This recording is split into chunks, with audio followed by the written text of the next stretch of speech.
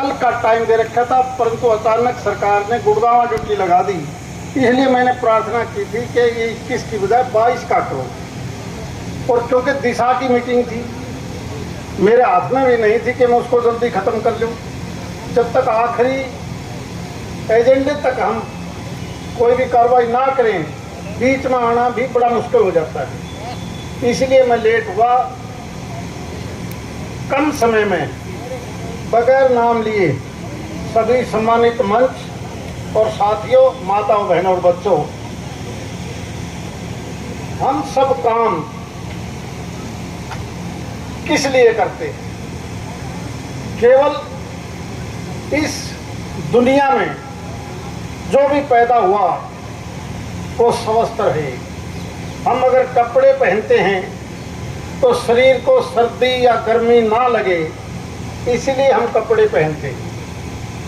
जूते केवल इसलिए पहनते हैं ताकि पैर में कोई नुकसान या चोट ना लग जाए, कोई कांटा ना चुभ जाए।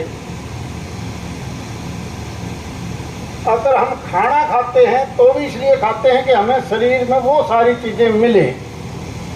और इन सब के लिए अगर हम मकान बनाते हैं तो उसका मकसद भी यही है कि गर्मी सर्दी से हमें वो छत बचा ले। हम एजुकेशन से लेकर सड़क तक, नहर से लेकर बिजली तक, वो सारे कार्यक्रम दुनिया भर में इसलिए करते हैं कि हम पढ़ने के बाद हम ऐसी ऐसी चीजों का आविष्कार करेंगे जो शरीर के लिए ठीक होगा। केवल शरीर नंबर एक, जैसा कि प्रकृति से जोड़ा था, उसी तरीके से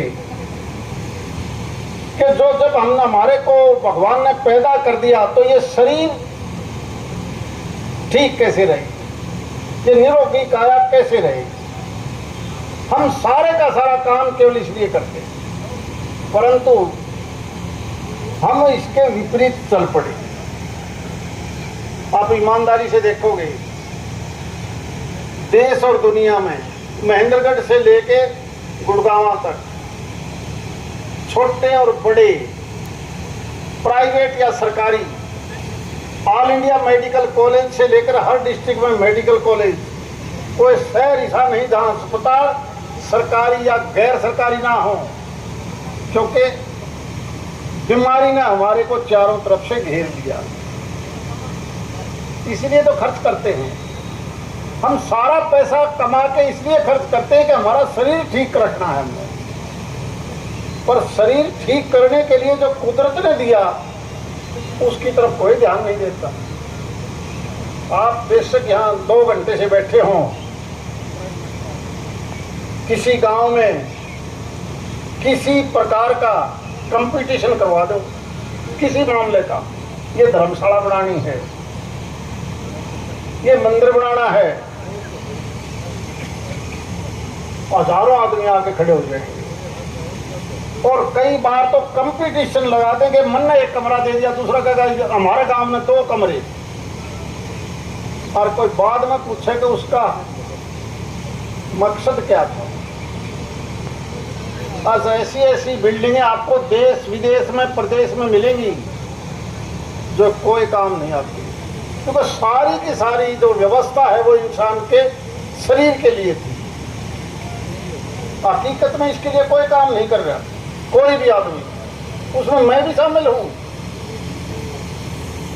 अभी मैं कल की एक रिपोर्टिंग देख रहा था हिंदी के अखबार में कि इस देश में शुगर के कितने मरीज हैं, ब्लड प्रेशर के कितने मरीज हैं, प्रदेशों की तुलना क्या है, सबसे अच्छा प्रदेश कौन सा और सबसे गलत प्रदेश कौन सा। तो एनसीआर का हरियाणा, पंजाब और दिल्ली सबसे आखिरी में, जिसको हम क्या शब्द बोल रहे हैं। हमारे से बिहार बहुत अच्छा, झारखंड बहुत अच्छा, और नॉर्थ ईस्ट का मेघालय सबसे बढ़िया। लेकिन हमने हमारा कंपटीशन कहाँ लगाया? मेरे पास छोटी गाड़ी है तो कवर सिंह कहेगा इस तो बड़ी लिया भाई। अब बड़ी में भी उतने आदमी बैठेंगे, छोटी में भी उतने बैठेंगे। इससे अच्छे कपड़े होना चाहिए, और वो कपड़ा वो हो जो किसी कंपनी का, जिसके ऊपर नाम हो, नहीं तो लोग मजाक करेंगे मेरा। और हमारे ऊपर तो यूरोपियन कल्चर इतनी हावी हो चुकी है कि हमने अपनी असल चीज को छोड़ के हम दूसरी तरफ चल पड़े। इस मिट्टी में सब कुछ है। मिट्टी में पैदा होने वाली हर चीज इंसान को स्वस्थ रखती है, हर चीज। एलोपैथी की कितने अच्छे डॉक्टर आ जाओ, ठीक है, वो अच्छे सर्जन हो सकते हैं, सर्जरी करते हैं। हर प्रकार के डॉक्टर आपको ऑल इंडिया लेवल पर हेड मिलेंगे। प्राइवेट हॉस्पिटलों में नाम चलेंगे, फला आदमी के नाम से ये हॉस्पिटल है। कोविड जैसी बीमारी आपने हमने देखी, दुनिया में लाखों नहीं करोड़ों आदमी चले गए। और सबसे ज्यादा कौन गए? जो बहुत बड़े रईस थे, जो एयर कंडीशन से बाहर नहीं निकलते थे, प्रकृति से जिन्होंने बिल्कुल किनारा कर दिया था। दुनिया के वो विकसित देश सबसे ज्यादा इस लपेट में आए। हिंदुस्तान में सबसे पहले ज्यादा दिल्ली और बंबई के, जिन्होंने धूप में भी कभी जाके नहीं देखा, ठंड को भी तो सहन नहीं कर पाते थे, पानी भी यूं कहते थे, या बिस्लेरी की बोतल खराब है, हमने तो दूसरा पानी दो। और जैसे ये बीमारी आई, कोई इलाज नहीं। और सबसे कम प्रभाव किस पर पड़ा? जो प्रकृति से जुड़े हुए थे, प्रकृति से जुड़े हुए थे। वो मिट्टी में खेलते थे, धूप में रहते थे, सर्दी में रहते थे, झोपड़ी में रहते थे। और खुद भी आप देखते हो कि आप अपने आप कहते थे, यार इनके बड़का तो कुछ नहीं होया, क्योंकि वो कुदरत से जुड़े हुए थे।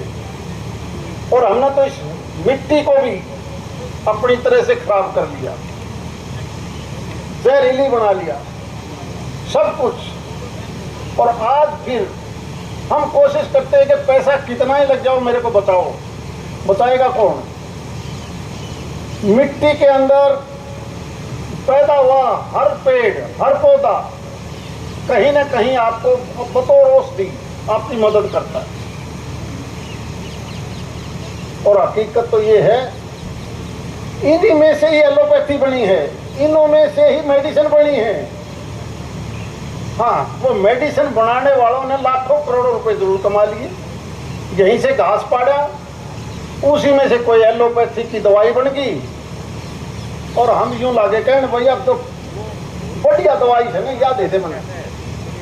अगर कोई गोली दे दे 1 रुपए की, यूं कहेंगे यार नकली है। और उसने अच्छी तरह से पैकेज में डाल दे, फलानी कंपनी की है, और वो मांग ले 500 रुपए, यूं कहेगा या असली है या दे दे। जेनरिक दवाई देश के प्रधानमंत्री ने खूब ट्राई कर ली कि वही साल्ट ये है, यही साल्ट ये है। और मैं कहता हूँ आयुर्वेद, ये कुदरत हमें कहती है कि कहीं मत भागो, ये आपके जमीन में पैदा हुआ यही चीज है। आज का पशु और पक्षी अगर बीमार होता है, आपसे पूछता नहीं। आपको ऐसे पक्षी मिलेंगे जैसे बीमार होंगे तो वो ही पत्ते खाएंगे।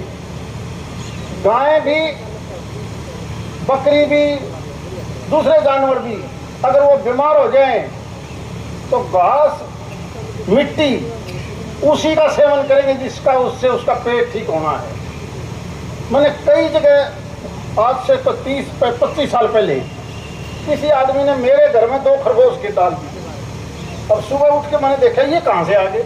कोई पड़ोसी ले आया और सोची नहीं बिल्ली या कुत्ते खाएंगे, क्योंकि जब कोई पक्षी, कोई जानवर आ जाए तो उसकी रक्षा करना सबका धर्म है। मैंने उनके लिए फिर पिंजरा बनवाया, और पिंजरा बनाते बनाते उनकी संख्या बढ़ने लगी।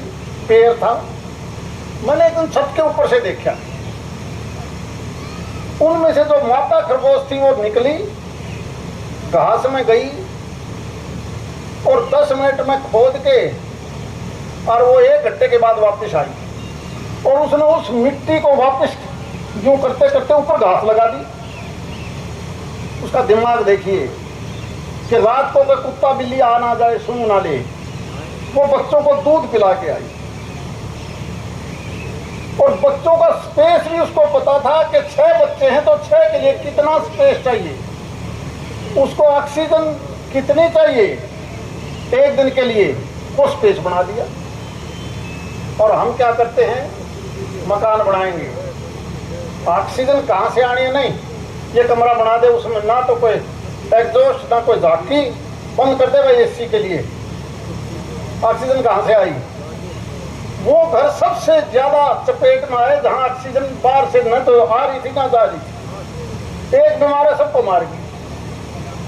और ये बाबा रामदेव गलत नहीं कहते वक्त हमारे जैसे भी पॉलिटिकल डरते हैं, पॉलिटिकल आदमी डरने लग गए। जिस आदमी ने यू देसी वैद्य के दौरा चला गया वो तो गया, बचल जो घने लाट सा बांधो गया वो गया, वो पैसे में भी मार गया और उस दवाई से भी मार गया। अरे यह बात भी सही है, हम भी भाजपा थे, वैक्सीन एक और ला दे, 2 ला दे, तीसरी भी ला दे, और हमने कई जगह छोटे बालकों को मिलवा दी। अब जो डॉक्टरों से रिपोर्ट आ रही है वो सारी उल्टा गई, क्योंकि वो जो वैक्सीनेशन है वो इस ब्लड में तो 2 सेल होते हैं, अच्छे और बुरे। जहाँ बुरों को मारते हैं तो छोटे में क्यों, अच्छे उनको क्यों छोटा किया, उनको भी मारेगी। इसलिए तड़कर उठा, हाँ जब बाकी का तो मैंने बेरा को सारे ही उठे जानो पीट रखे, हरकत हो रही है सारे, जितनी डेथ हो रही है वो सुता सुता जा है। आप देखो न्यू पावर से कि हार्ट फेल हो गया, लेकिन हार्ट फेल हो गया पसीने आकर दे, पसीने को नहीं आते, किसी की किडनी गई, किसी का साइड इफेक्ट में कोई लंग्स गए, किसी का कुछ गया। और सबसे ज्यादा इसको अगर कुदरती कहीं से सपोर्ट मिलती है तो शरीर का प्रवाह, ब्लड का प्रवाह, ऑक्सीजन का प्रवाह, ये केवल जो न्यूरो सर्जन बैठे हैं, ये जो न्यूरो का डॉक्टर है, न्यूरो का वैद्य है, अच्छी चीज है कि आपने इसको महत्व दिया, क्योंकि न्यूरो के माध्यम से ही आपकी नाड़ियों में ब्लड की सर्कुलेशन होगी और ऑक्सीजन कम ना हो, ऑक्सीजन सारे शरीर में ऑक्सीजन भी होती है। ये कई जो भी योग करवाते हैं आप कभी देखना, वो सारे के सारे हर शरीर के अंग को इस प्रकार से एक्टिवेट करेंगे कि हमारी ब्लड सर्कुलेशन और ऑक्सीजन दोनों कहीं ना कहीं रुके ना। और कुदरत की हर चीज के साथ साथ बड़े से बड़ा डॉक्टर, सर्जन से अच्छा मैं आज मानता हूं कि योग से जुड़ा हुआ, प्रकृति से जुड़ा हुआ जो भी योगी है उसके पास सबसे ज्यादा अच्छा इलाज है। मैं किसी दूसरे की बात नहीं देखता, मैं कंवर सिंह को बताऊं था और ललित को कौन था कोई बताया मैंने। मेरे एक पैर में आज से कोई 8 महीने पहले लेफ्ट साइड का पैर जैसे सुनूं जैसे आग लगी। मैंने गुड़गांव के सारे डॉक्टरों को दिखा लिया, बड़े बड़े हॉस्पिटलों में, चाहे वो मेडिसिटी है कोई दूसरे हैं, थेरेपी के नाम से भी मैंने चेक करवा लिया।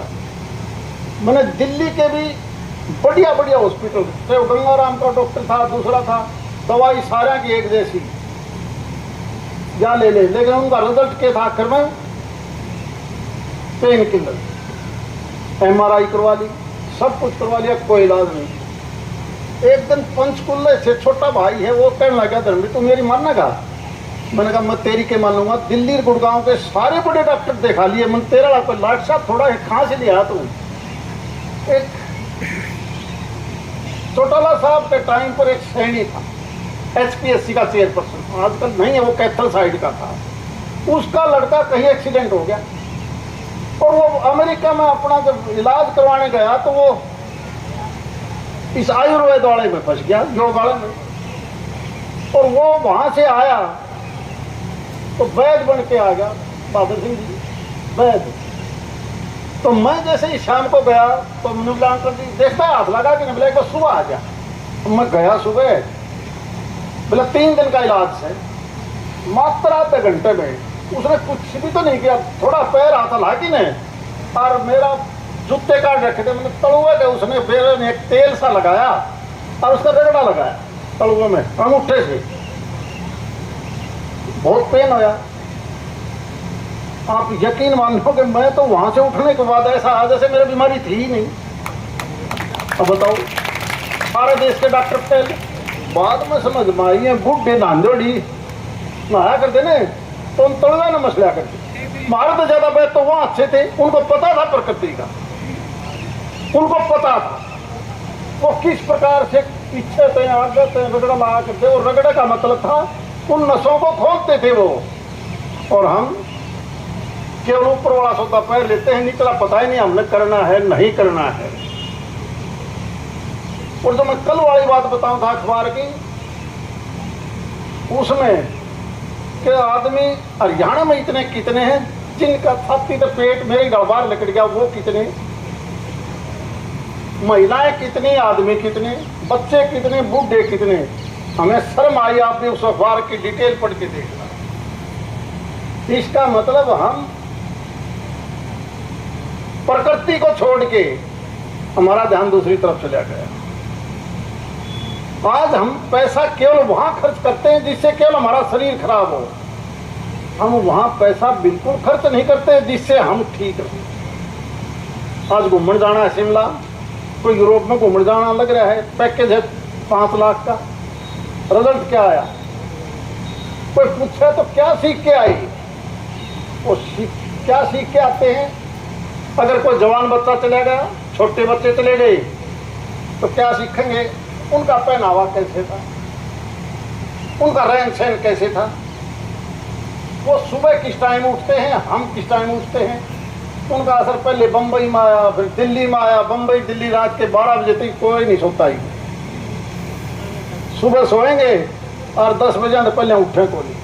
ऑक्सीजन का टाइम है, वो हमारे बुढ़े कहते थे, वो खो दिया हमने। जब सूर्य निकलने से पहले जो ऑक्सीजन थी हमें, जो फ्री मिलती थी, वो खत्म, तो दूसरी उन वाली शिक्षा ले आए। और उनकी दूसरी शिक्षा क्या ली? आप देखते हो कि हमने अपना पहनावा छोड़ दिया। और पहनावा छोड़ के मैं कई बार मजाक करता हूं, उनके अंग्रेजी के महीने कौन से, उनके हफ्ते के दिनों के नाम क्या। हम अपने जो नाम थे, सोमवार, मंगलवार, बुधवार, बृहस्पतिवार छोड़ दिए। हमारे जो देसी महीने थे, साठ, सावन, भादवा, सारे छोड़ दिए। जनवरी पर ले आए, फरवरी आ गई। जब कभी भी मौसम नहीं आता तो क्या कहेंगे, जून उतरना हो रहा, बारिश को नहीं आई, ठंड नहीं आई, दिसंबर आ गया।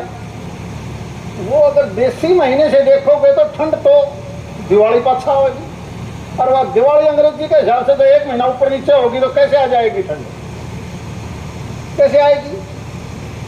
अब संडे मंडे कोई पूछने वाला हो, ये हम क्यों अपना रहे? अरे वो जो ठंडे देश थे, वो हफ्ते में 1 दिन सूरज की धूप खाने खातर सन का डे बनाया उन्होंने, कि चलो भाई धूप मिलती को नहीं, चमड़ी तो गई। और वो संडे को धूप में पड़े रहे, पैर की कच्चा। अब आपने जेठ के महीने में बता के चपड़न की क्या करेंगे हम संडे का? कोई पूछने वाला हो, वो हमारे संडे में नगट में क्या काम आया? केवल वही नहीं, उन देशों के लड़के या लड़कियां यहां तक का कच्चा क्यों पहनते हैं? ताकि उनकी चमड़ी गले ना। उस पैंट को पाटियोड़ी क्यों पहनेंगे? ताकि हवा क्रॉस हो जाए। अपना तो नहीं लेते, पाड़ ले से भाई ले चलो हवा लग। अरे भले आदमी, जहाँ धूप की हवा की जरूरत नहीं है, लेकिन हमने तो नकल उनकी मारनी। हमने अपने कुदरत की जो चीज थी वो हमारे पास नहीं बची। इसलिए आज जरूरत है, जिस प्रकार से सिख समाज गुरुद्वारा में अपना 1-1 पैसा कष्ट कमाई का बगैर नाम लिखाए भी देता है, लेकिन हम कहाँ लगाएंगे?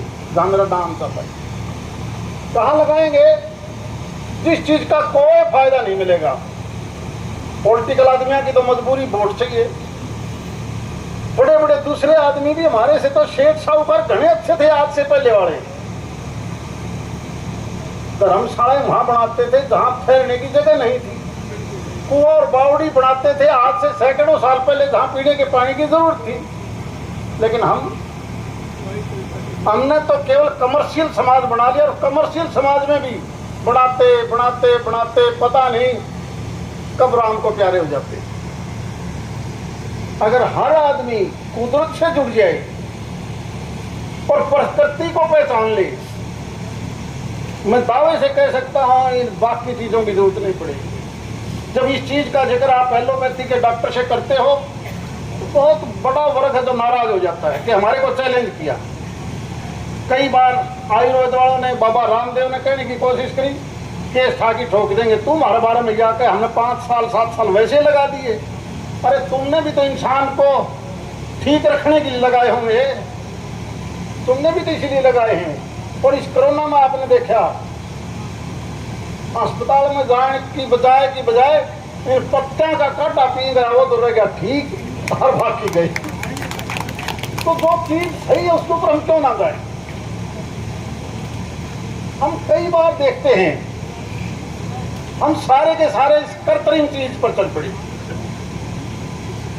गैस के चूल्हे पर रोटी खाएंगे और गैस का प्रचार भी सारे करते हैं, gas free, gas gas gas gas. ईमानदारी से बताओ, जब पेट में गैस बन जाती है तो उसको डॉक्टर कौन सी गोली देता है? सुनने वाली गोली दे, दूसरी दे, उसमें तो थोड़ा बहुत मिला लिया। और जब चूल्हे की रोटी खा कर देने और राख जमदी मिले, जगह एक का भी पेट में गैस हुई हो तो एक का भी, क्योंकि राखी अपने आप मिल जाती थी। आजकल वाले बड़का ने खुआते हुए माटी लागी थी इसके, तो यही तो कहते हैं। अरे कुदरत ने बहुत चीजें हमें ऐसी दी हैं जिनका उपयोग हमें करना चाहिए। हमें ये जब आजादी मिली तो आजादी का मकसद था कि सारा देश एकजुट होकर खुली हवा में सांस लेगा, राम राज लेके आएगा। और लेकिन हमने तो आजाद होए ने एक दूसरे के खिलाफ तो नकारात्मक सोच लिया है, ये वैसा है, वो वैसा है, ये ऐसा है। और एक ऐसी कलयुग को लाके खड़ा कर दिया कि पड़ोसी ने भी पड़ोसी को भाई की बजाय अपना विरोधी मान लिया।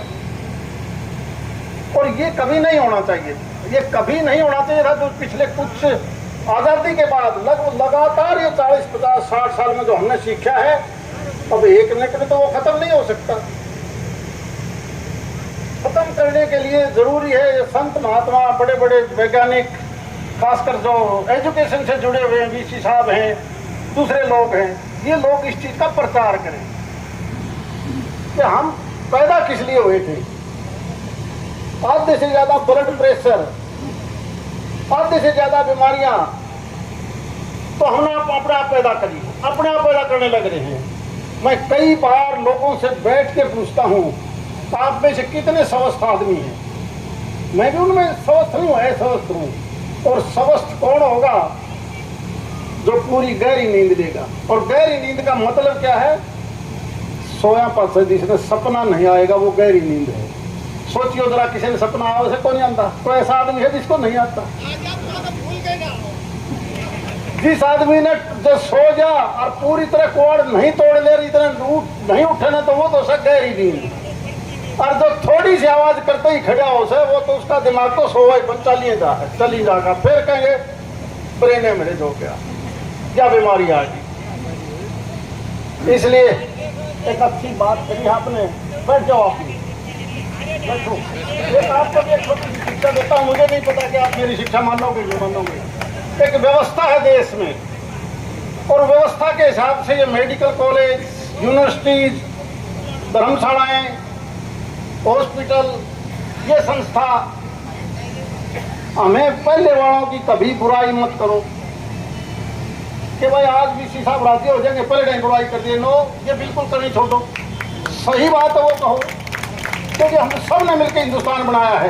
किसी ने गलत किया है तो वो भुगतेगा। हम पढ़ लेते हैं कि उससे अच्छा करें। हो सकता है मेरी सोच गलत हो, लेकिन हम किसी के बारे में उसकी अच्छाई को देखें, उसकी बुराई को कहो बुराई तेरे साथ, तेरे से अच्छा करके दिखाऊंगा, तेरे से अच्छा करके दिखाऊंगा। और अच्छा का मतलब है पड़ोसी को, अगर पड़ोसी के पास 100 रुपए है, तू तेरे 100 खर्च कर, मैं 120 रुपए कमा के दिखाऊंगा। ये सोच बिल्कुल नहीं करनी चाहिए।